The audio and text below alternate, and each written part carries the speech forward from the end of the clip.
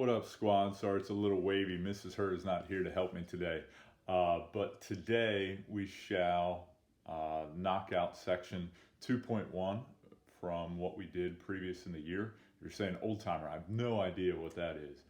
To be honest with you, it's graph analysis. So it's things like bar graphs, line graphs, histograms, and circle graphs. We spent a lot of time with circle graphs. That's where we're going to focus this video today, to really try and give you a little recollection on how to work with those percentages, those proportions, that sort of thing.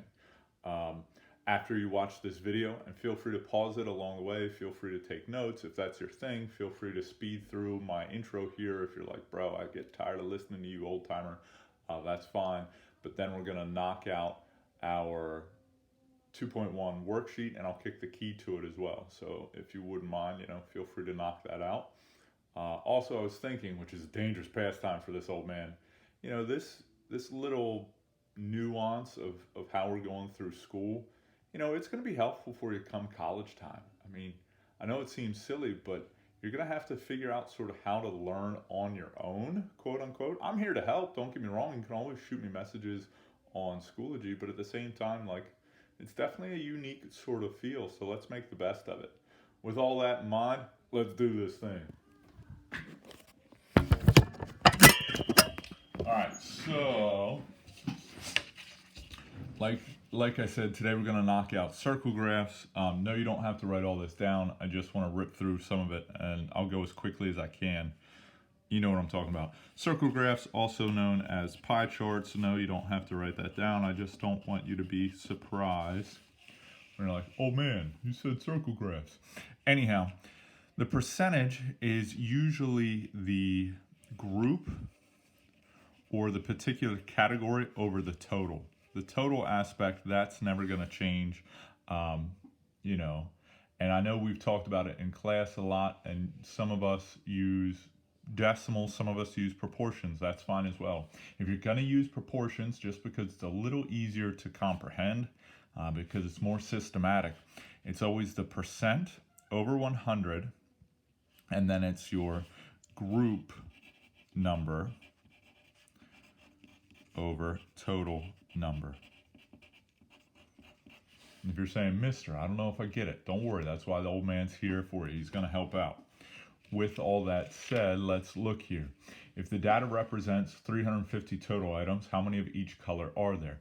If you want to rock the percentages and the decimals, don't let me stop you. I just want to review. I'll at least show you the proportion side of things. So if we're looking at blue, okay, well, we know that there's 22% of blue. Since it's a percentage, it's always going to be over 100. That part's never going to change. Then, we don't know how many items exactly blue is, so personally, I'm going to use an X. Use whatever variable you want. Use a poop emoji if you're feeling that, because that's kind of how this can be from time to time. And then notice 350 total items. Boom, boom, cross multiply and go. If you're saying, oh man, mister, I don't have a calculator. Look, swipe up on your phone, access the calculator, or if, no surprises, old man Mr. Herr, Uber Maskey, of course he brought one of these. So, do what you got to do. It's all good in the proverbial hood, or in our case, the suburbs. So cross multiply and go. 100x equals 7,700. Divide both sides by 100. Sure enough, in X, we ended up with, my fault, 77, specifically 77 blues. Okay. We'll knock out the red just to make sure we're all good, and then I'll show you sort of a different rendition of this as well. So here it says still 350 total items. We know red has a percentage of 40. So since it's a percentage, that goes over 100. Good to go. I don't know how many are in red, so I put an X in the numerator, but 350 is still my total. Then we get up and we get after it. Cross, multiply, and go, squad. Have no fear, the old man is here. 100x equals, unless I'm crazy, which is completely possible, 14,000. Divide both sides by 100. Boom shakalaka. X is 140 reds. Okay. Hopefully you're saying, Mister, that's not too bad. I agree, but let's just flip the script a little bit. Let's say I don't know how many total items there are, but I want to figure out green. Okay. But I do know, and this is a totally separate problem, we're going to use the same graph, but eliminate the fact that we know that there's 350 total items. Let's say, for argument's sake, I don't know how many total items there are, but I do know that there are 600 red. How would we figure out how many green there are? This is a two-step problem, folks. Two-step problems. And these are the ones we struggle with, so you want to make sure you're all in on this. Okay. Looking here, well, okay, I know that there's 600 red. What do I know about red? Well, I know red is 40%. Percent is still over 100. That part didn't change.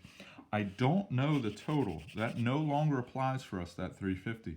But I do know that there are 600 red over an unknown total. Oh, so now since the total's unknown, we put X in the bottom. Now we cross multiply and go. We get 40X equals 60,000. Divide both sides by 40. And unless I'm bananas, B-A-N-A-N-A-S, you end up with a total of 1,500. Now that 1,500 is great, but we're not done. And this is where we would always get tripped up before. We're not done here. We have to use this total, because keep the eye on the prize. We want to figure out how many green we have. Oh, okay. So now let's go with green. 38 over 100, because green percentage is 38%, always over 100. Where does that 1,500 go, though? Oh, it's a total.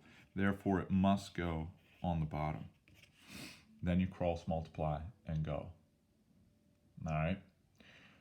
Trust the math unless I'm full-blown crazy, which is possible in this day and age. Unless I'm nuts. Somebody check me if I'm incorrect. 570? Yes, no, maybe so? Yep. Check and mate. I hope this has been helpful, guys and gals. I'll be available on Schoology. Just let me know. Shoot me a message, all right? Peace.